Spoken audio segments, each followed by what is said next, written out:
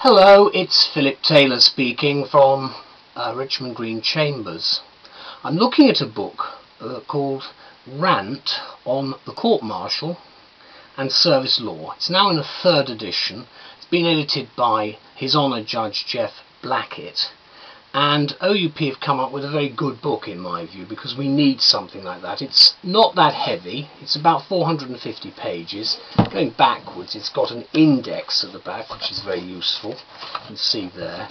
Then it's got various appendices at the back, which are quite useful, 5 good full appendices. Then you can see the main work itself covers lots of pieces of legislation, and what you do have is you have paragraph numbers at the sides, which is very useful for us as practitioners. I'm sure it's an indispensable work for many people. I've written a review of it with my wife, which is on Flickr, and we've given it the title, The Definitive Work of Reference on Court-Martial and Service Law. That's what it is. The Lord Chief Justice in the foreword makes an observation. What Lord Judge says is this: it's a monumental work which is a comprehensive account of every aspect of the law about the court-martial which affects or applies to those serving in Her Majestys Armed Forces. That's what it is. So if you're involved in any aspect of the military or the court-martial, or you're called upon to advise in this area, then it's the definitive and most authoritative work. And it's very relevant, I think, to the modern advocate. I've never done any of this work myself, but certainly colleagues in chambers have.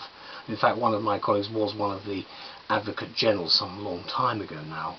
Now, in the words of the author, Blackett has said that in the new updated rewritten version, it's essentially a legal practitioner's guide to criminal and disciplinary proceedings in today's armed forces. The first 2 editions were written by his predecessor, James Rant.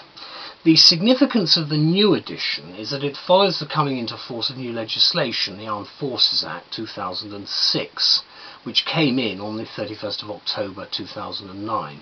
It's a piece of legislation referred to by Blackett as the most significant change to the services justice system since the Service Discipline Acts in the mid-50s. There's been a new appreciation of what we had in existence in the past, certainly when I served in the army anyway.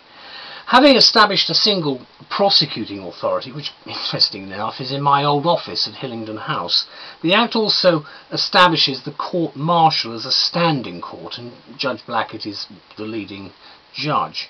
It's under a proper independent judicial control, and it eliminates the many differences that we had in the past and the inconsistencies that once existed between the services. You've got to understand, of course, as I certainly do, that you're going to have a little bit of service rivalry because we all do things differently, but that's the nature of the history of what we do in the armed forces. Although it's been completely rewritten, the book does reflect and retain, in Blackett's words, the essence of James Rant's achievements. It's a bit daunting to look at, this book. I mean, I rather like the colours. It's sort of got a nice little service sort of colour about it, if you like. But it will be of general interest to the general reader as well. And as I've indicated, things like discipline and its enforcement were and will remain a fundamental element of command and a prerequisite of operational efficiency. So it's looked at very much in the light of where the service law applies and how we look at it in relation to the overall common law. So anyone who remembers historic accounts of disciplined forces overcoming undisciplined ones, even those vastly outnumbered, will probably agree with the approach that's now being taken. The book's intended for practitioners as their first point of reference, and I think it's very good for background information.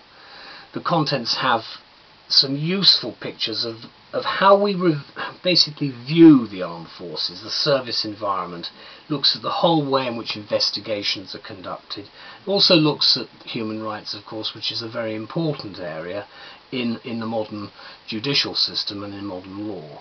So let me conclude by saying that all those involved in the administration of court-martial and service law would do well, in our view, to acquire this admirable and indispensable book, which it clearly is the definitive work of reference for service law, and we're very grateful to Judge Blackett for undertaking the task of the new editorship, and to OUP. Thanks very much. Bye bye.